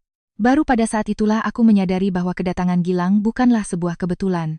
Dr. Haryo pasti telah menghubunginya setelah menerima rekaman suaraku. Gilang adalah pion kejutan yang sengaja dimainkan di momen krusial untuk mengumpulkan semua pelaku di ruangan yang sama dengan bukti rekaman yang sedang menyala. Aku masih berbaring tak bergerak, namun air mata mulai mengalir pelan dari sudut mataku. Di sarang ular berbisa ini, ternyata masih ada satu orang yang belum sepenuhnya kehilangan hati nurani. Dan aku tahu persis, permainan ini sudah berakhir. Siska adalah yang paling cepat menguasai keadaan. Begitu ia melihat titik merah dari kamera itu, ia tahu bahwa rencananya telah hancur berantakan. Wajahnya seketika menegang. Ia mendesis ke arah Mita. Kunci pintunya dari luar. Jangan biarkan satu orang pun keluar dari kamar ini. Mita yang sudah kepalang panik langsung berlari keluar dan mengunci pintu. Klik, suara kunci yang diputar terdengar jelas. Ibu Wati berteriak histeris. Jangan biarkan Gilang lolos. Kalau sampai dia panggil polisi, tamat riwayat kita. Bima yang sudah gelap mata karena panik dan murka memungut jarum suntik yang jatuh di lantai. Aku nggak punya pilihan lain, teriaknya sambil menatap lurus ke arahku. Kalau dia hidup, aku yang akan mati. Kalian paham itu? Ia melangkah maju mendekatiku. Ujung jarum suntik itu hanya berjarak beberapa sentimeter dari kulitku. Tepat pada detik itu, aku membuka mataku. Bukan sekadar mengintip, tapi benar-benar membuka mataku lebar-lebar dan menatap tajam ke arahnya. Kamar itu langsung berubah menjadi senyap seakan waktu terhenti. Jarum suntik itu membeku di tangan Bima. Matanya terbelalak penuh horor, seolah-olah ia baru saja melihat hantu yang bangkit dari kubur. Ibu Wati terhuyung mundur. Mita mematung di balik kaca pintu. Bahkan Siska yang biasanya selalu tenang terlihat sedikit tersentak. Aku menatap lekat-lekat pria yang berstatus sebagai suamiku ini. Suaraku serak, tapi meluncur dengan sangat tegas dan jelas. Kamu benar, kalau aku hidup, kamu yang akan mati. Bima mundur satu langkah. Jarum suntik itu lepas dari genggamannya dan jatuh membentur lantai dengan bunyi nyaring. Mulutnya tergagap. Larissa. Sejak kapan kamu sadar? Sejak kapan? Apa saja yang kamu dengar? Jerit Ibu Wati. Suaranya melengking karena ketakutan. Gilang segera menghampiri dan menopang punggungku agar aku bisa setengah duduk. Aku menatap mereka satu persatu, mulai dari saat ibu menyuruh Bima meningkatkan dosis racun biar bisa ambil uang 5 miliar. Dari saat suamiku berdiri di samping ranjangku dan bilang semua hartaku harus pindah ke namanya. Dari saat kalian semua sepakat menganggapku cuma sebagai mayat hidup yang belum sempat dikuburkan. Kamu bohong. Kamu itu lagi koma. Gak mungkin kamu bisa dengar apa-apa. Ibu Wati masih berusaha mengelak. Aku tersenyum getir. Ya, aku koma. Makanya kalian bisa menangis dengan sangat meyakinkan di depan para perawat. Tapi di belakangnya, kalian berunding gimana caranya membunuhku. Kalian semua ini aktor yang luar biasa. Sayangnya, kamera itu aktingnya jauh lebih bagus. Mendengar kata kamera, Siska langsung bergerak. Ia menerjang meja, menyambar map berisi dokumen palsu dan ponsel jadulku yang kebetulan agak tersembul di pinggiran kasur. Ia membanting ponsel itu sekuat tenaga ke lantai, lalu menginjaknya dengan ujung sepatu hak tingginya hingga hancur berkeping-keping. Tanpa bukti, kamu itu cuma pasien sakit jiwa yang linglung habis koma. Desisnya dengan suara yang sangat dingin. Aku menatap ponsel yang sudah hancur lebur di bawah sepatunya dan tersenyum. Untuk pertama kalinya sejak berhari-hari lalu, aku tersenyum puas. Ngapain dihancurkan? Kamera di pojok ruangan itu masih terus merekam. Loh, Siska tersentak dan berputar dengan cepat. Titik merah kecil itu masih berkedip teratur. Wajah Siska yang selalu dipoles sempurna itu akhirnya berubah pucat pasi. Tepat pada detik itu, terdengar gedoran keras bertubi-tubi dari luar. Buka pintunya, polisi. Hanya selang beberapa detik, pintu didobrak paksa dari luar. Orang pertama yang menerobos masuk adalah Dr. Haryo, diikuti oleh Pak Surya, sang pengacara ayahku, dan beberapa aparat kepolisian berseragam lengkap. Kamar yang beberapa menit lalu nyaris menjadi tempat eksekusiku ini, telah berubah menjadi tempat kejadian perkara, yang tak bisa ditinggalkan oleh siapapun. Orang pertama yang hancur mentalnya adalah Mita. Begitu melihat polisi, ia langsung merosot ke sudut ruangan. Tangannya gemetar begitu parah, hingga nampan berisi alat-alat medis di atas meja ikut berderik. Bima berdiri kaku di dekat ranjang. Tak ada sepercik pun darah tersisa di wajahnya yang pucat. Ibu Wati, mulutnya menganga memandang Dr. Haryo dan diriku bergantian. Masih tak percaya bahwa menantu yang secara mental sudah ia kuburkan itu kini terduduk hidup-hidup di depannya. Dan Siska, ia hanya mematung sesaat sebelum akhirnya ekspresi wajahnya kembali dipaksakan untuk terlihat dingin dan tak tersentuh. Seorang petugas polisi menginstruksikan agar semua orang tidak bergerak dari posisinya. Jarum suntik di lantai segera dimasukkan ke dalam plastik barang bukti. Botol kaca kecil dari tas Siska, map berisi dokumen-dokumen palsu, bantalan stempel, serta sisa bungkus bubuk racun yang dipegang Ibu Wati, semuanya diamankan dengan hati-hati ke atas meja. benda-benda yang sedianya akan menjadi instrumen kematianku kini berbalik menjadi palu godam yang akan menghukum mereka. Ini pasti ada salah paham. Siska adalah yang pertama kali memecah keheningan. Suaranya dibuat setenang mungkin. Saya ini cuma rekan bisnis, kebetulan datang untuk membesuk Ibu Larissa. Saya sama sekali tidak tahu menahu soal obat-obatan itu. Ia melirik tajam ke arah Bima, seolah memberi peringatan keras.